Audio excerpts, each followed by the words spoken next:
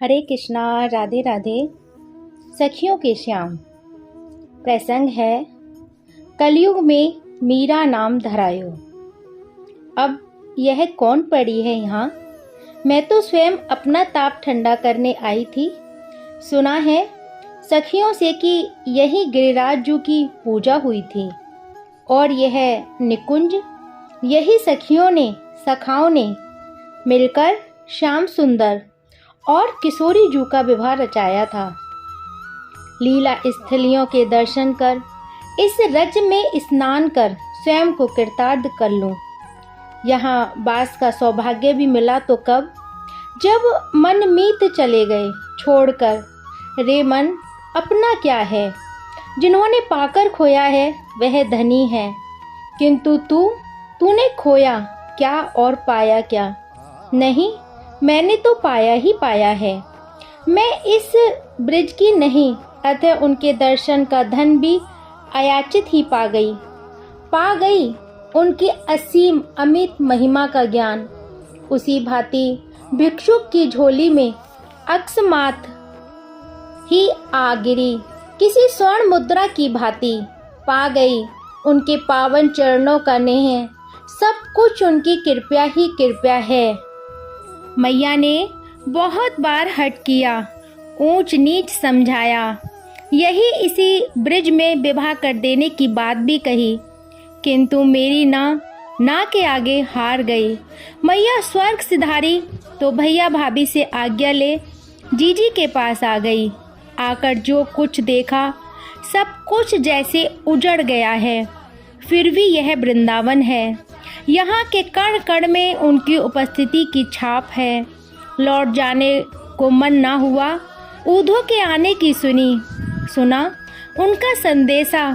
पहले तो आश्चर्य विमूढ़ हो गई। श्याम सुंदर ने यह ज्ञान कुटलिया इन प्रेम मूर्तियों के लिए पठाई है। श्री किशोरी जी को प्रणाम कर चरण रज ली तो अचानक लगा मेरी तरह कहीं उद्धव भी तो गुमान भरे नहीं हैं। श्याम सुंदर ने हमें संदेश और इन्हीं औषधि दी हो। कदाचित बात सच निकली। श्री किशोरी जी की कृपा मिली, सेवा मिली।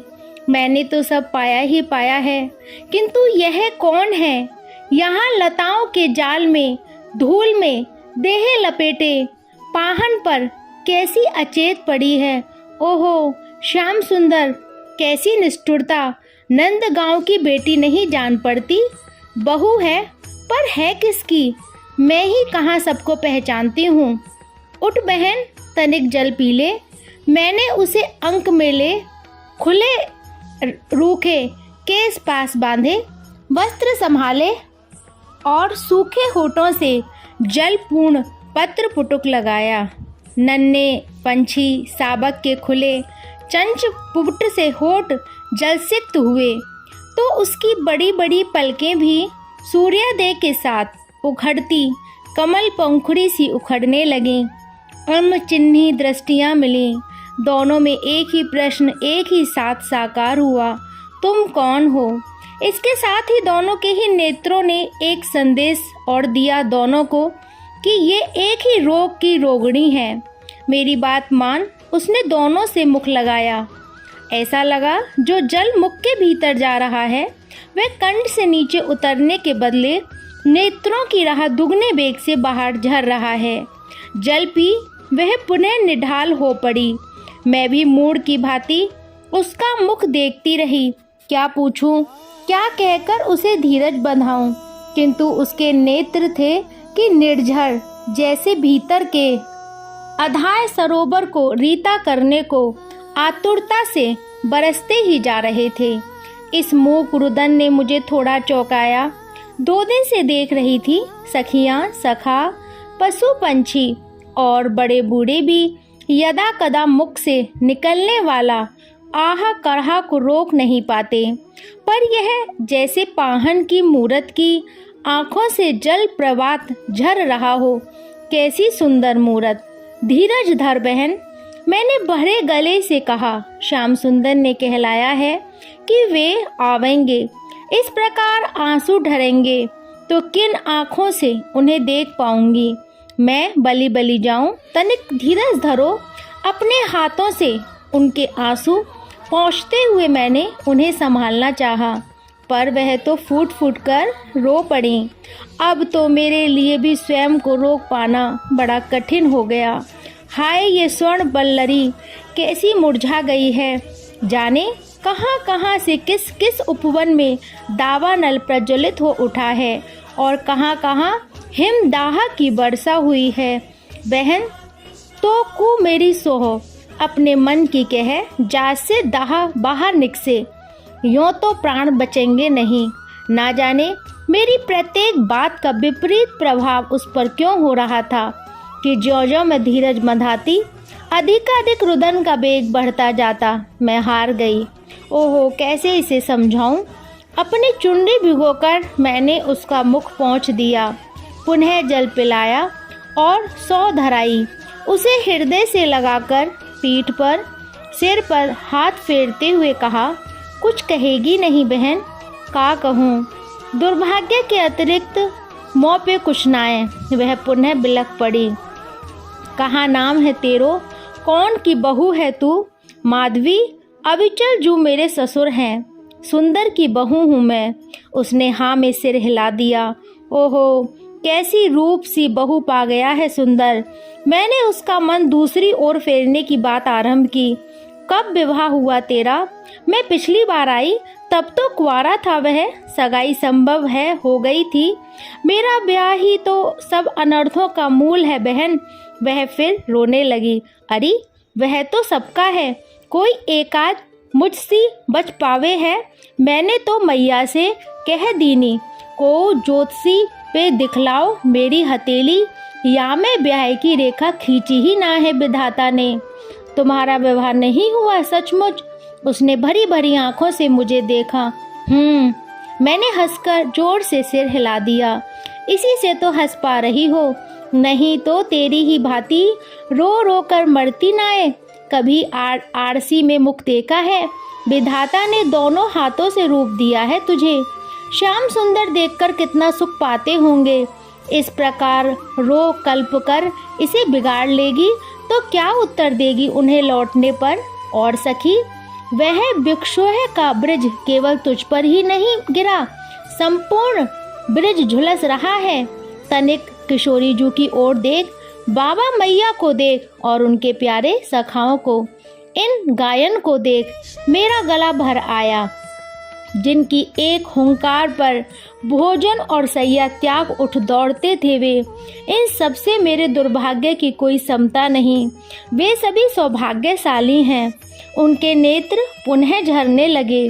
तनिक इन आंसुओं की बरखा को रोक।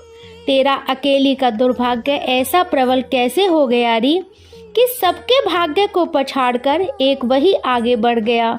जो सबने पाया सो तैने भी, और जो सबने खोया सो तेरे भी हिस्से में आया। नई बात क्या हुई भला? उन्होंने सबने कुछ पाया है बहन, जिसे खोने की अनुभूति हो रही है। यदि यूँ कहूँ कि उसे खोकर वे और अधिक धनी, धन्य और गरिमा में हो उठी हैं, किंतु मैं वह सिसक उठी। मैं चकराई। यह कैसे सखी? मैं समझी नहीं। तो को मेरी सहो, तनिक धैर्य धर। क्या कहूँ, कहाँ से कहूँ? कोई आदि अंत दिखाई नहीं पड़ता।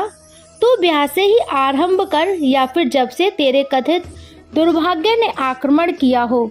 अच्छा बहन। वह थोड़ा संभल कर पाहन से टेक लगाकर बैठ गई। मेरे दुर्भाग्य दीनता पर घृणा तो नहीं करोगी मुझसे? अरे बाबरी, तू कह तो, कौन जाने मेरा दुर्भाग्य कहीं तुझसे बड़ा हो तो। आज तो ब्रिज में दुर्भाग्य की होड़ लगी है कि किसका किससे बढ़कर है।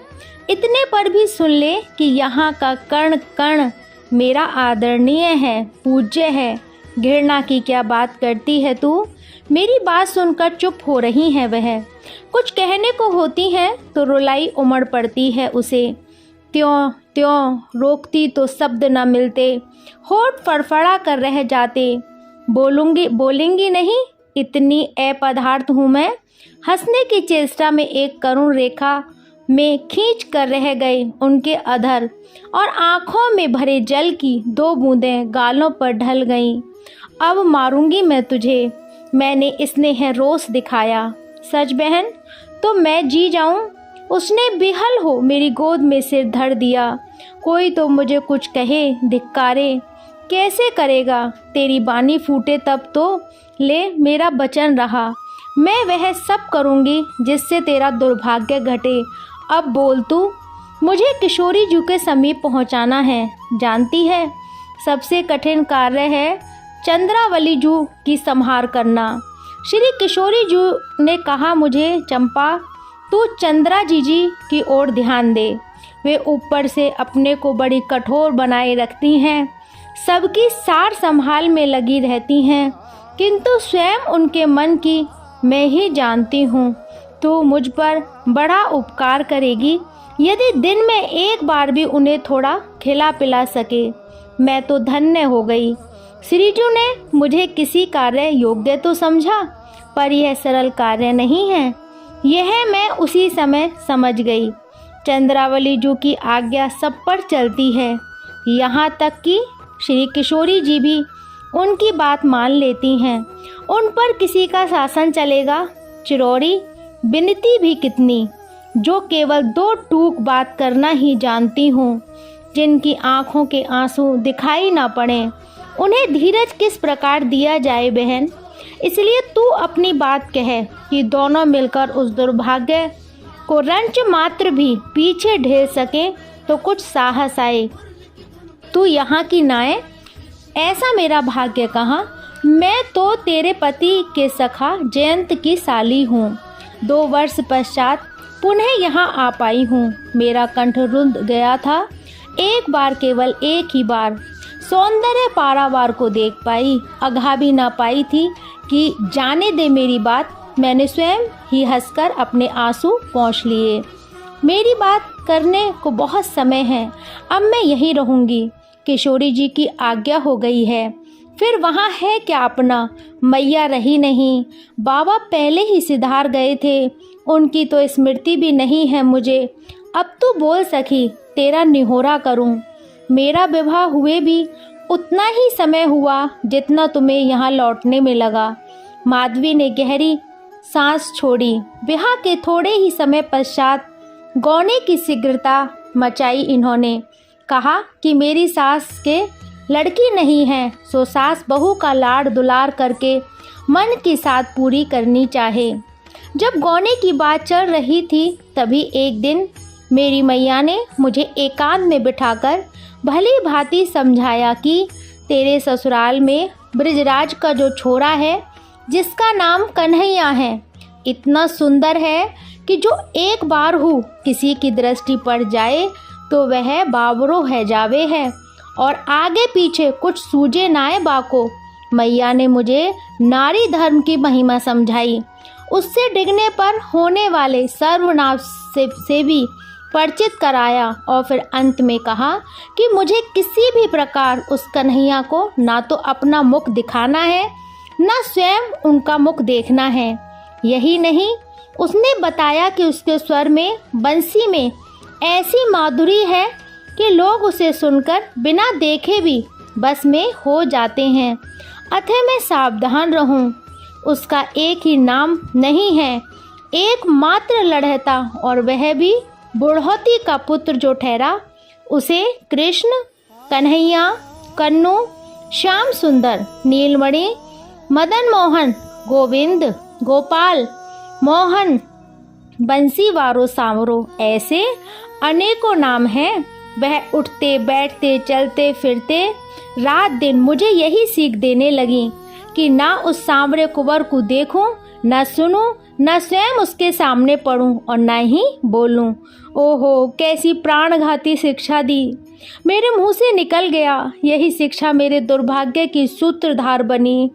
कुछ रुककर वह पुनः कहने लगी, एक दिन वह भी आया कि सबसे मिलकर विदा होना पड़ा। प्रियजनों से बिछुड़ने का दुख तो था बहन, उस ब्रिजराज पुत्र का भय, आशंका और उत्सुकता भी कम ना थी। मैं रथ में बैठी थी, चारों ओर पर्दे से ढका हुआ रथ, जिसे स्वामी स्वयं चला रहे थे।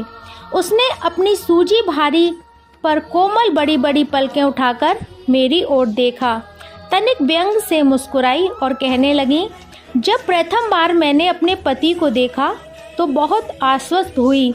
अब तक मैंने वैसा सुरूप पुरुष नहीं देखा था। वहाँ हमारे पूरे ब्रज में उनके रूप की चर्चा थी। सभी हमारी जोड़ी की मुक्त कंठ से प्रशंसा करते थे। मैं बहुत प्रसन्न थी अपने भाग्य पर। पीहर में इकलौती पुत्री और ससुराल में इकलौती बहू, भरा पूरा घर, हजारों गैया, और क्या चाहिए गोप की बेटी को।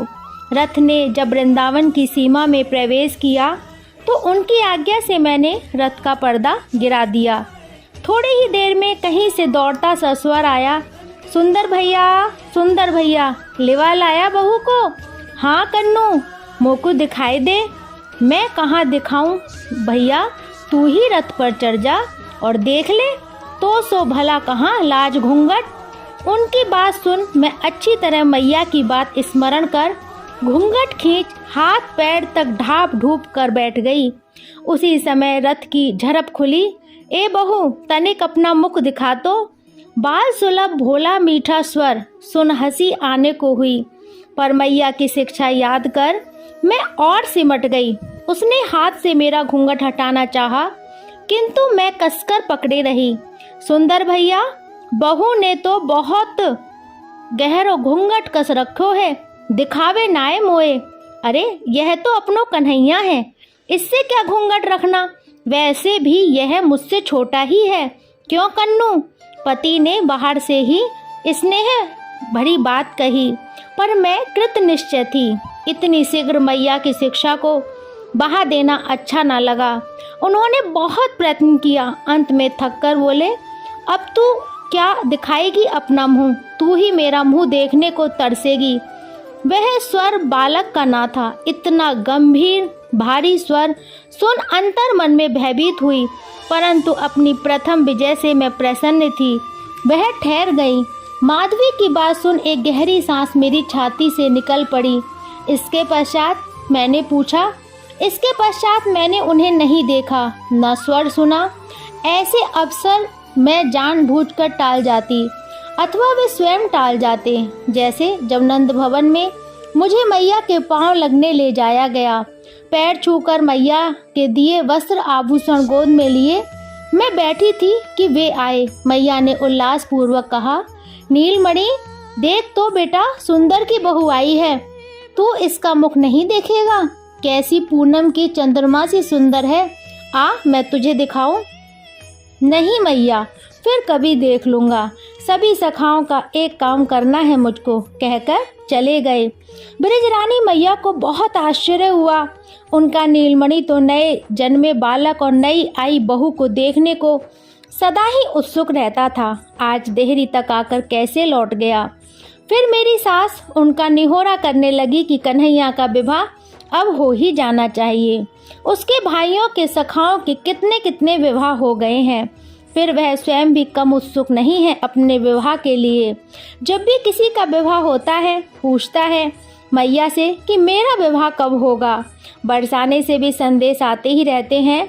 जीवन का कौन सा भरोसा, बूढ़े लोगों के मन की मन में ही न रह जाए।